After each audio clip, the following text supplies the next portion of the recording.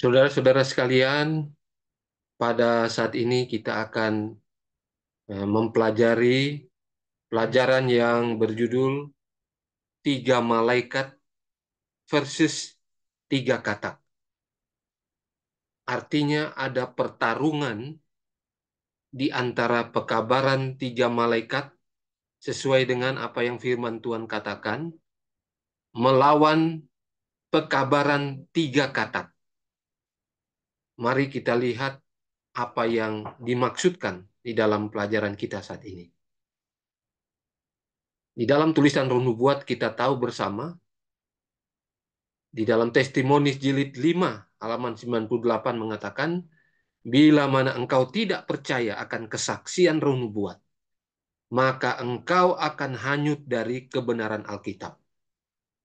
Sebagai anggota SDA, GMHK, maka tulisan atau kesaksian Roh Nubuat ini adalah salah satu pegangan selain Alkitab untuk kita sebagai umat-umat Tuhan, umat-umat yang sisa di zaman akhir ini, menjalankan kehidupan kita ke depan.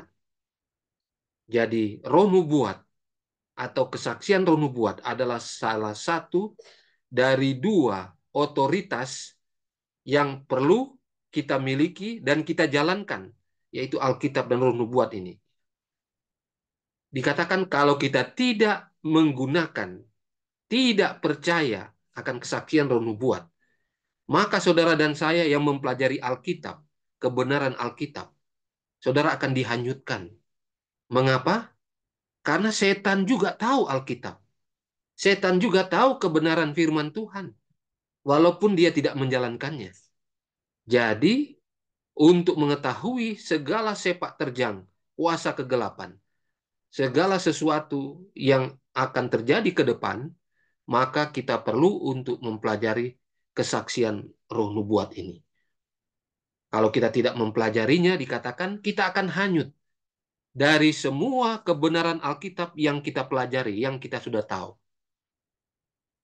Tentunya ada banyak nubuatan-nubuatan yang dinyatakan dalam Alkitab yang perlu kita ketahui dan kita konfirmasi di dalam kesaksian Roh Nubuat ini. Dan inilah suatu kebahagiaan bagi kita umat-umat Tuhan di zaman akhir sebagai anggota SDA yang diberikan secara khusus terang kecil ini untuk menerangkan terang yang besar. Sebagaimana kalau kita melihat bintang di langit dengan mata telanjang kita, kita bisa melihat sekitar 3.000 sampai 6.000 bintang yang bercahaya pada saat eh, gelap ya atau malam. Kalau kita lihat dengan mata telanjang kita, tetapi ketika kita menggunakan teleskop, maka ada jutaan, triliunan bintang yang bisa kita lihat. Yang kalau dengan mata telanjang cuma 3.000 sampai 6.000. Begitulah kesaksian Roh Nubuat itu. Seperti teleskop. Dia akan melihat lebih banyak lagi kebenaran Alkitab yang kita sudah ketahui selama ini. Dan akan lebih jelas mutiara-mutiara kebenaran Alkitab, kebenaran firman Tuhan ini akan kita lihat semakin hari semakin banyak. Dan mempersiapkan kita menjelang hari-hari yang di depan. Berbicara tentang tanda binatang, ya, di dalam tulisan Roh Nubuat, maka tanda binatang itu diartikan sebagai berikut. Yang pertama, kalau seseorang atau siapa saja yang terus melanggar hukum Allah. Nah, hukum Allah ini ada 10 perintah. 10 perintah Allah ya. Jadi kalau terus-menerus seseorang melanggar hukum Allah, maka dia akan menerima tanda binatang. Ya, tanda binatang kita tahu adalah hari Minggu yang sudah dipaksakan untuk diikuti oleh semua manusia untuk beribadah di sana. Itu dalam Evangelism halaman 234 sampai 235. Lalu yang kedua, arti tanda binatang adalah ketika seseorang menyerah atau tunduk kepada kuasa duniawi. Jadi kalau seseorang dia menyerah atau tunduk kepada kuasa duniawi ini siapa saja? Apakah pemerintah yang berkuasa atau pimpinan di mana kita menjadi anggotanya? Mau dia di pekerjaan kita, di lembaga, pokoknya yang bersifat duniawi. Nah, kalau kita menyerah kepada kuasa duniawi ini, kita dikatakan menerima tanda binatang. Kemudian yang ketiga, ketika kita menurut kepada kuasa-kuasa duniawi ini, ya, maka artinya kita menerima tanda binatang juga. Kemudian tanda binatang juga berarti tanda kesetiaan kepada kuasa yang dipilihnya untuk dituruti, menggantikan kuasa Allah. Nah, itu dalam kemenangan akhir semua ya. Lalu tanda kesetiaan kepada Roma adalah tanda binatang. Kekuasaan gereja Roma dalam mengubah Sabat kepada hari Minggu adalah tanda binatang di dalam kemenangan akhir 468. Tanda binatang ini adalah lawan dari meterai Allah. Nah, meterai Allah tentunya kita tahu adalah pengudusan atau pemeliharaan hari Sabat, hari ketujuh, hari Sabtu itu. Sebagaimana yang dinyatakan oleh firman Tuhan. Kemudian tanda binatang adalah Sabat kepausan. Dalam Evangelism halaman 234. Tanda binatang adalah pemeliharaan hari Minggu. Bible Commentary jilid 7980. Dan tanda binatang adalah pemeliharaan hari pertama dalam pekan. Testimoni jilid 8 halaman 117. Itulah tanda binatang. Dengan demikian kita akan bisa masuk di dalam pelajaran kita yang lebih detail pada saat ini. Testimoni jilid 6 halaman 17 paragraf kedua. Terang yang kita terima atas pekabaran malaikat ketiga adalah terang yang sebenarnya.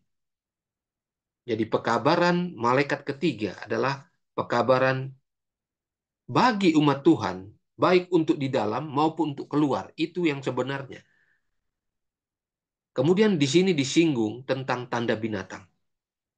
Memang kalau kita lihat, tanda binatang yang kita ketahui itu, pada umumnya yang kita ketahui adalah pemeliharaan, pengudusan pada hari Minggu di dalam pekan itu.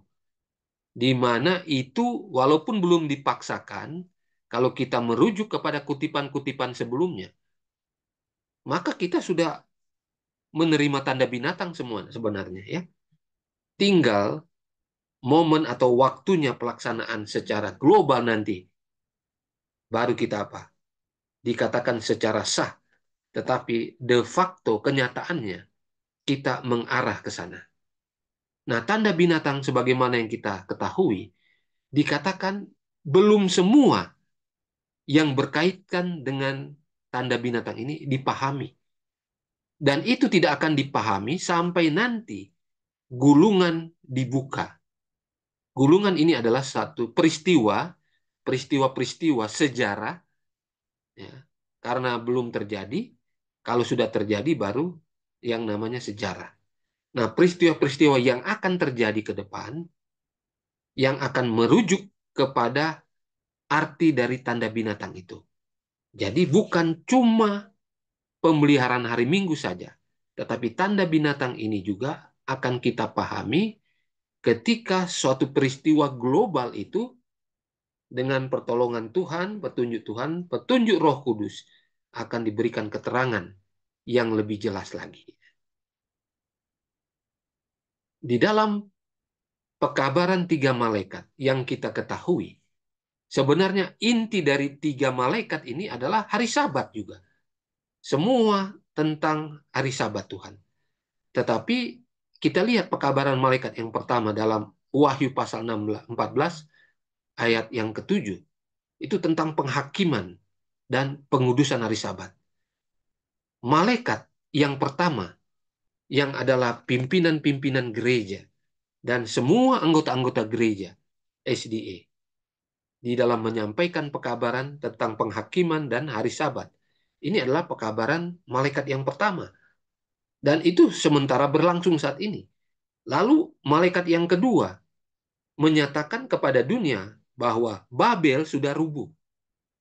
Ada kekacauan di sana. Kekacauan doktrin, ajaran. Dan ini juga sudah menjadi pekabaran kita. Pekabaran SDA kepada dunia. Menyatakan kepada dunia bahwa ajaran-ajaran dari gereja yang sebenarnya sudah dimasuki dengan ajaran yang sesat, yang palsu, yang istilahnya anggur yang memabukkan. Ya. Sehingga orang yang meminumnya, memakan atau meminum ajaran ini, dikatakan hampir rubuh. Ya. Jadi itu pekabaran malaikat yang kedua. Pekabaran malaikat yang ketiga adalah menyembah binatang dan juga tentang tanda binatang yang kita sudah lihat kutipan-kutipan sebelumnya dan juga 666. Jadi ketiga pekabaran ini sekarang kalau kita lihat konteksnya itu sudah harus tiga-tiga dijalankan. Bukan cuma yang pekabaran malaikat pertama atau kedua, ketiga juga. Mengapa? Karena jangan sampai terlambat. Dunia ini tidak mengetahui pekabaran ini, akhirnya mereka semakin disesatkan dan akhirnya sudah jauh dan tidak bisa kembali lagi. Itulah tugas saudara dan saya sebagai pekabar-pekabar Tuhan dalam pekabaran tiga malaikat ini. Sebagai pemimpin, sebagai anggota, sebagai penjaga, kita wajib menyampaikan pekabaran tiga malaikat ini dengan nyaring sekarang-sekarang ini. Ya. Nah, pekabaran tiga katak itu dikatakan di dalam Wahyu pasal 16 ayat 13. Dan aku melihat dari mulut naga, dari mulut binatang, dari mulut nabi palsu, keluar tiga roh najis yang menyerupai katak. Nah, saudara-saudara sekalian, kalau kita lihat di sini, pekabaran tiga katak ini adalah dikatakan dalam Wahyu 16 ayat 14 adalah roh-roh setan yang mengadakan perbuatan-perbuatan ajaib. Mereka pergi mendapatkan raja-raja di seluruh dunia, mengumpulkan mereka guna peperangan pada hari besar, yaitu hari Allah yang Maha Kuasa. Saudara-saudara, saya ingin memfokuskan kepada tiga pekabaran yang dilakukan untuk menyaingi pekabaran tiga malaikat.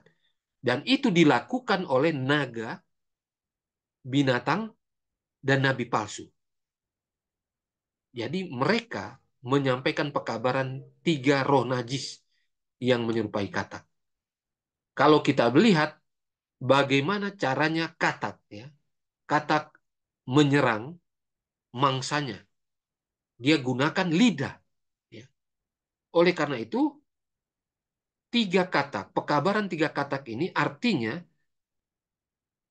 baik naga, binatang, dan nabi palsu. Ketiga serangkai dunia ini, di dalam Wahyu pasal 13, mereka itu akan menyerang dengan menggunakan lidah. Lidah ini dalam Alkitab artinya perkataan. Ya. Di dalam Ayub pasal 33 ayat 2 mengatakan apa? Lidah artinya berbicara. Jadi sama dengan Mazmur 39 ayat 4. Aku berbicara dengan lidahku. 2 Samuel 23 ayat 2. Firman-Nya ada di lidahku. Jadi kalau pekabaran tiga katak ini artinya perkataan yang diucapkan oleh tiga serangkai dunia ini yang akan menipu dunia, menipu manusia, dan juga di sana umat-umat Tuhan. Jadi katak dia menangkap mangsanya dengan lidahnya. Jadi naga, binatang, dan nabi palsu dia menipu mangsanya dengan lidah atau perkataan-perkataannya. Dan kita banyak mengikuti komentar-komentar dari roh nubuat ya. Dan kita tahu naga yang dimaksudkan adalah apa? Setan sendiri. Ya, Wahyu 12 ayat 7. Setan sendiri.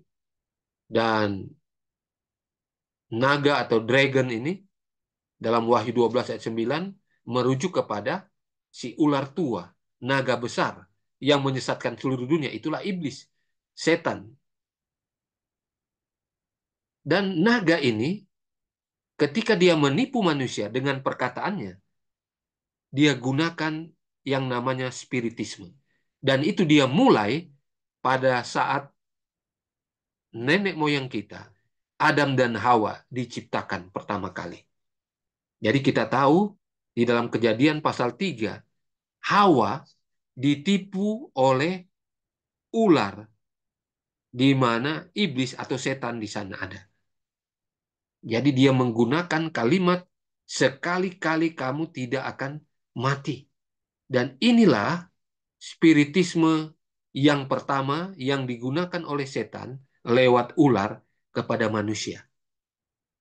Dan dikatakan dalam buku Maranatha halaman 166, dikatakan setan sudah lama mengadakan persiapan untuk usahanya yang terakhir, menipu dunia. Dasar pekerjaannya diletakkan oleh jaminan yang diberikan kepada Hawa di Eden, yaitu apa? Sekali-kali kamu tidak akan mati. Nah, saudara-saudara sekalian, kutipan ini mengatakan, sedikit demi sedikit setan telah mempersiapkan jalan untuk rencana besar atau rencana induk penipuannya di dalam perkembangan spiritisme. Jadi kapan setan akan berhasil dengan spiritisme ini? Sekali-kali kamu tidak akan mati. Dia akan berhasil, dikatakan, pada umat sisa terakhir di akhir zaman. Siapa lagi? Kalau bukan anggota SDA, di mana saudara dan saya menjadi anggotanya. Jadi ini adalah upaya setan yang tertinggi di dalam menipu umat-umat Tuhan lewat spiritisme. Di dalam Kemenangan Akhir 588, melalui dua kesalahan besar, ajaran tentang kekekalan jiwa dan kesucian hari Minggu, setan akan membawa orang banyak ke dalam penipuannya. Selain masalah tanda binatang atau kesucian hari Minggu, setan menggunakan ajaran kekekalan jiwa atau spiritisme. Ya. Dan kita tahu di dalam spiritisme yang digunakan dalam Selected Messages Jilid 3 halaman 428, malaikat-malaikat jahat berbicara dengan mereka dengan kuasa besar dan mujizat dibuat di hadapan mereka. Seluruh dunia ditobatkan dan dibuat sejalan dengan hukum hari Minggu. Jadi spiritisme bekerja, malaikat-malaikat jahat bekerja, ya, membuat mujizat-mujizat palsu di depan mata umat-umat Tuhan atau manusia yang ada di dunia ini. Supaya tujuannya adalah mereka boleh menerima hukum hari Minggu itu. Jadi inilah puncak penipuan setan, dan dia gunakan, dikatakan tadi, bahwa dengan spiritisme ini, dia akan membawa manusia kepada penipuannya yang besar terakhir, kepada umat sisa di akhir zaman, yaitu tentang hukum hari Minggu. Dan caranya luar biasa, saudara sekalian. Dalam Kemenangan Akhir 557, dia akan menggunakan para rasul yang dimunculkan oleh roh-roh penipu ini. Para rasul, dan di situ nabi-nabi dari semua agama di dunia, di mana mereka itu sudah meninggal, tidak ada lagi, lalu seolah-olah dibangkitkan. Dan ini adalah kuasa dari roh-roh penipu, kuasa dari roh-roh setan. Dan mereka akan menyatakan kepada dunia, kepada umat-umatnya masing-masing, untuk menentang apa yang mereka sudah pernah tulis di dalam kitab-kitab suci mereka. Dan mereka akan arahkan kepada umat-umatnya supaya menguduskan hari Minggu. Luar biasa spiritisme ini, saudara-saudara sekalian. Baru pada puncak yang terakhir dalam Kemenangan Akhir halaman 624, setan akan meniru seperti Kristus. Jadi dia akan meniru Kristus dan dia akan menunjukkan dirinya seperti yang dikatakan oleh Yohanes ketika dia mendapat hayal bagaimana bentuk Kristus, anak domba itu. Semua akan ditiru olehnya. Dan inilah yang akan membuat bahkan umat-umat Tuhan bisa tertipu. Karena dikatakan inilah penipuan yang paling kuat yang bisa menipu manusia, bahkan umat-umat Tuhan. Dan ketika setan meniru Kristus, memang Kristus dikatakan dia menyampaikan khotbah seperti khotbah di atas bukit dengan suara yang lemah lembut. Dan itu sangat membawa kegembiraan bagi manusia, khususnya bagi umat-umat Kristen yang ada pada saat itu. Dan saudara-saudara sekalian, yang akan membedakan mana Kristus yang palsu, mana yang tidak, dan kita sebagai umat-umat Tuhan akan mengetahuinya. Selain dia muncul cuma di satu tempat, karena Kristus yang asli, kalau dia muncul sekali lagi, harus semua mata melihat, bukan di satu-satu tempat. Dan yang kedua, kita bisa mengetahui bahwa ini adalah Kristus yang palsu, setan yang menyerupai Kristus, ketika dia mengatakan, saya telah merubah hari Sabat, hari ketujuh, menjadi hari Minggu. Dan dia akan memerintahkan semua orang, semua manusia, untuk memeliharanya. Dan inilah penipuan yang terkuat yang dapat menggoncang iman. Bahkan umat-umat Tuhan sekalipun yang imannya dangkal. Ya, imannya dangkal. Dan penipuan-penipuan setan yang ada akan diperlihatkan secara lengkap dalam testimoni jilid 1302. Lengkap. Jadi memang induk penipuannya inilah di dalam spiritisme. Jadi dia gunakan firman Tuhan, dia berdoa, dia memberikan berkat, seperti yang dilakukan oleh Kristus ketika dia masih ada di dunia. Itu dia lakukan. Bahkan bukan cuma seperti itu, tetapi dia menunjukkan kemuliaan Yesus yang asli, seolah-olah seperti itu. Terangnya itu. Ya, dan itu dapat mempengaruhi banyak orang, orang-orang Kristen, dan kalau bisa umat pilihan juga, ya, bisa tertipu di sana. Kemudian kita beralih kepada binatang. Ya. Jadi tadi naga, ini pekabaran 3 katak. Jadi setan langsung ya bekerja. Lalu yang kedua binatang. Nah binatang ini di dalam Wahyu pasal 13 kita sudah tahu. Dan dalam Daniel pasal 7 ayat 25 mengatakan bahwa binatang ini dia akan menentang yang maha tinggi, menganiaya orang kudus, berusaha mengubah waktu dan hukum. Dan peristiwa ini sudah terjadi selama 1260 tahun. Ya. Dan dia akan melakukannya lagi ke depan. Dan kalau kita lihat sepak terjangnya, binatang yang pertama di dalam Wahyu pasal 13 ini, dia sementara bergerak di seluruh dunia untuk merangkul semua lapisan masyarakat, baik dari agama, dari lembaga-lembaga, dan semua yang ada, agar bisa mengikuti petunjuk-petunjuknya di dalam mempersatukan dunia. Dia mengubah waktu dan hukum. Dan kita sudah tahu bagaimana sepak terjangnya di waktu yang lalu.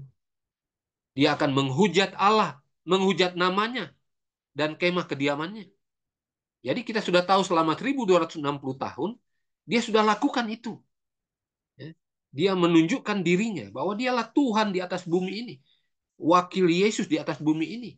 Dan dia bisa mengampuni dosa. Dia bisa membuat orang seolah-olah diampuni dosanya. Dan ini sudah terjadi di waktu yang lalu. Dan dia akan ulangi lagi. Ya. Kita tahu di dalam Convert Catechism oleh Peter Geierman mengatakan bahwa hari Sabat itu adalah hari Sabtu. Jadi mengapa mereka memelihara hari Minggu gantinya hari Sabtu? Karena berdasarkan Majelis Laodicea tahun 336, di mana mereka memindahkan kehormatan hari Sabtu kepada hari Minggu. Jadi inilah yang dilakukan, mengubah waktu dan hukum Tuhan. Dan ini yang dilakukan. Yang ketiga, nabi palsu. Nabi palsu berkata-kata dengan lidah. Dia menipu. Ya. Nabi yang mengajarkan dusta adalah ekor. Ekornya menyeret sepertiga dari bintang-bintang di langit. Jadi kita perlu waspada juga dengan nabi-nabi palsu. Nah, nabi palsu selain juga di luar, ada juga yang dari dalam. Nah, ini yang diwaspadai. Nabi palsu yang ada di dalam. Nah, dalam konteks tertentu, ini mengarah kepada binatang yang kedua dalam Wahyu yang ke-13. Jadi dikatakan dalam The Great Controversy 442, tanduk seperti anak domba dan suara naga. Dia berbicara, ya.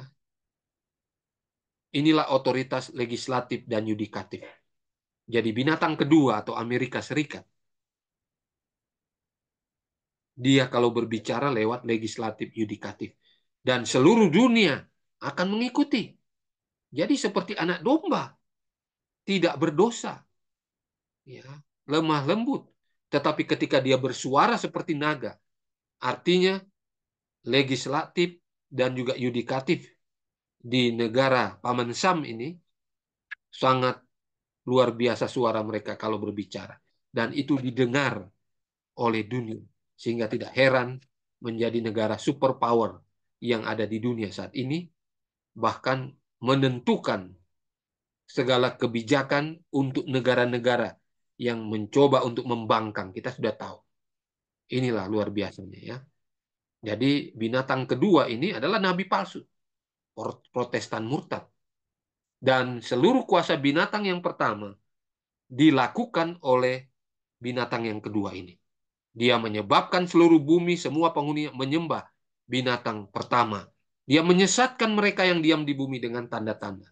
Dan inilah yang dilakukan oleh uh, nabi palsu ini, binatang yang kedua ini. Ya.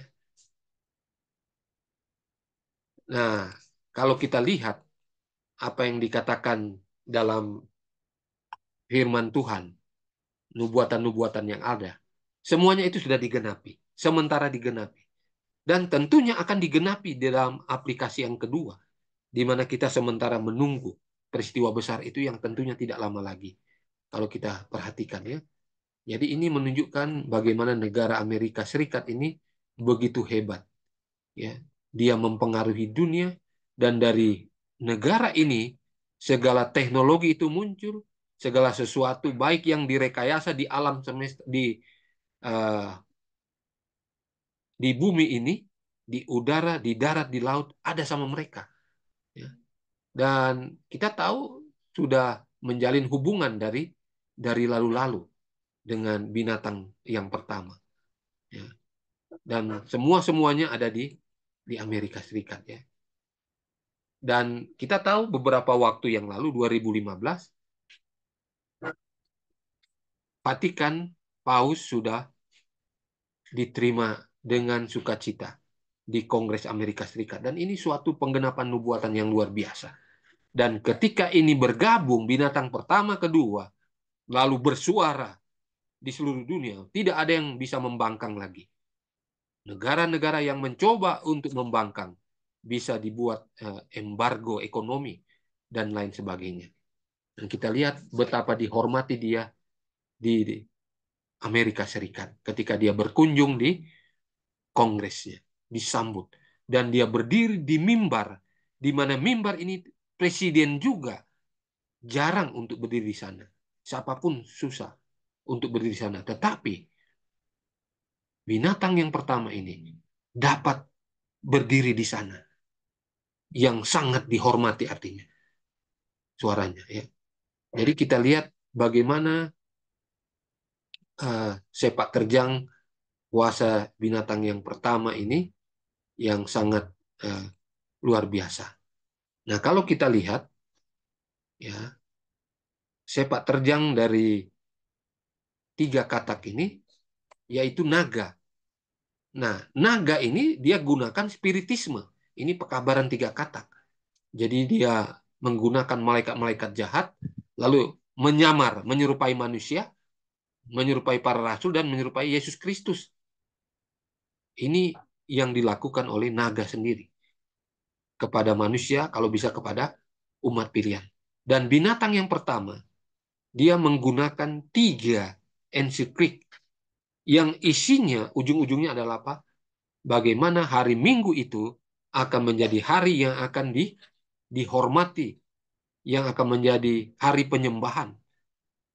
Pertama bagi orang-orang Kristen, dan akhirnya bagi semua manusia yang ada di seluruh dunia. Ada Lumen Fidei, Laudato Si, ada Fratelli Tutti. Dan ini sudah dilakukan dan sementara menuju puncaknya, yaitu ketika hari Minggu akan disahkan. Tentunya berdasarkan nubuatan harus di Amerika Serikat untuk dipaksakan. Lalu binatang yang kedua, ya, dia mengharuskan seluruh bumi menyembah binatang pertama dan menyesatkan orang yang diam di bumi. Lalu melalui binatang kedua ini, semua orang akan menyembah patung binatang. Nah, patung binatang kita sudah mengetahui, itulah adalah Protestan murtad yang ada di Amerika Serikat dan berkembang semua di seluruh dunia. Lalu semua lembaga-lembaga, kepala-kepala negara yang ada di seluruh dunia yang mengikuti petunjuk atau perintah dari binatang yang pertama. Itu namanya patung binatang. Dalam hal ini ketika hari Sabat asli dipindahkan atau dirubah kepada hari Sabat yang palsu untuk dipaksakan dan menjadi penyembahan dunia nantinya. Jadi binatang yang kedua, inilah yang akan digunakan oleh binatang yang pertama, yang akan membawa dunia mengambil bagian di dalam pengudusan hari Minggu itu. Di dalam tulisan Roh Nubuat ini mengatakan, begitu Amerika Serikat bersatu dengan kepausan dalam menekan hati nurani, memaksakan manusia menghormati Sabat palsu, maka rakyat setiap negara di bumi akan dituntun mengikuti contohnya. Dan soal hari Sabat menjadi masalah besar terakhir, di mana seluruh dunia akan mengambil bagian. Dalam kutipan Roh Nubuat ini menunjukkan kepada kita bahwa pada akhirnya, terima atau tidak, semua harus mengikuti apa yang ditawarkan oleh binatang yang pertama lewat binatang yang kedua. Dan tentunya unsur spiritisme bekerja. Dan karena ini firman Tuhan, cepat atau lambat, semua manusia akan mengikuti. Yang tidak mengikuti, yang tidak menerima tanda binatang, mereka akan mengalami masalah besar. Mulai dari dikucilkan, dipenjara, didenda, dan pada waktunya nanti akan halal untuk dihukum mati. Itu yang kita pelajari. Jadi, itu harus kita ketahui. Saudara-saudara sekalian, dalam kutipan Roh Nubuat mengatakan dalam Selected Messages jilid 1, halaman 122, ini juga kita harus wanti-wanti, waspadai. Karena ternyata kita harus lebih takut yang dari dalam rupanya. Karena kekuatan dari dalam gereja lebih besar daripada yang dari luar. Jadi walaupun dari luar kita sudah pelajari, tetapi dari dalam gereja juga ada banyak agen-agen setan, agen-agen yang akan bekerja juga untuk maksud yang sama, menuju kepada penyembahan hari Minggu. Dan itu dilakukan dari dalam gereja. Siapa-siapa mereka? Kita perlu memohon petunjuk dari Tuhan, dari Roh Kudus, supaya diberikan kepekaan untuk mengetahui semua tipu daya setan yang ada, yang lewat dalam gereja ini. Dalam 1888 material, banyak yang akan berdiri di mimbar dengan obor nubuatan palsu. Nah, ini obor neraka setan. Jadi ada banyak, bahkan di dalam gereja kita, hal-hal seperti ini yang harus kita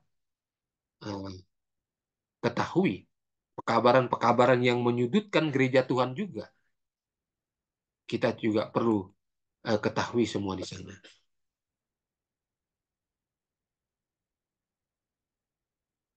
Di dalam Wahyu pasal 18 menyatakan bahwa Babel adalah gereja-gereja di luar GMHK yang belum pernah menerima pekabaran malaikat pertama, kedua, ketiga. Ya. Setiap orang yang membaca pasal ini tidak perlu tertipu. Walaupun dari dalam gereja kita ini akan ada banyak serangan, akan ada banyak agen-agen setan yang menyerang umat-umat Tuhan yang benar, yang setia. Oleh karena itu, kita ini adalah umat setia, umat yang sisa di zaman akhir. Tetapi akan difilter lagi, akan disaring lagi. Dari umat sisa akan muncul umat sisa yang benar-benar akan dimeteraikan dan yang akan diselamatkan. Jadi apa yang dikatakan oleh firman Tuhan bahwa kita ini adalah Laodikia, ya benar. Tetapi kita harus keluar dari keadaan Laodikia ini supaya kita boleh diselamatkan. Aplikasi atau kesimpulan. Nubuatan sementara dan akan terus digenapi sampai puncaknya. Jadi kita perlu bersiap setiap saat. Kita harus menganggap hari ini adalah hari terakhir bagi kita untuk hidup. Sekarang ini saudara sekalian, kita sementara dalam proses pemeriksaan di surga. Ini berlangsung. Jadi yang dibilang proses penyucian itu berlangsung tiap hari, tiap saat, tiap jam bagi seluruh umat Tuhan. Dan itu akan mempersiapkan kita apakah kita siap untuk dimeteraikan bagi warga surga atau tidak. Oleh karena itu, saudara sekalian, mari kita fokus kepada diri kita yang utama di dalam proses pengudusan saat-saat ini. Jangan kita fokus kepada hal-hal yang di luar sana, tapi hal-hal rohani yang menyokong kita semakin hari semakin dekat dengan Tuhan. Dan tentunya kita harus memiliki karakter Kristus. Itu yang paling penting. Melalui penginjilan pribadi. Selain kita belajar Alkitab, roh nubuat, berdoa, penginjilan pribadi. Inilah satu paket dalam proses pengudusan kita. Kita sudah melihat waktu kita sudah sangat genting, sangat dekat. Tahun 2024, 2025, kita tidak tahu waktu saudara dan saya, apakah sudah dimeteraikan atau tidak. Apakah kita bisa menghadapi masa kesukaran awal ketika hari Minggu disahkan untuk diikuti dan seluruh dunia harus mengikutinya. Apakah kita akan siap untuk hal itu? Dan ini semua menentukan saudara akan selamat atau tidak sebenarnya. Oleh karena itu, mari kita berdoa, berpuasa, mengambil waktu khusus agar kita boleh tetap berada di jalur yang benar, menjaga karakter Kristus tetap di dalam kita sampai pada waktunya nanti kita boleh diselamatkan. Tuhan Yesus memberkati kita. Amin.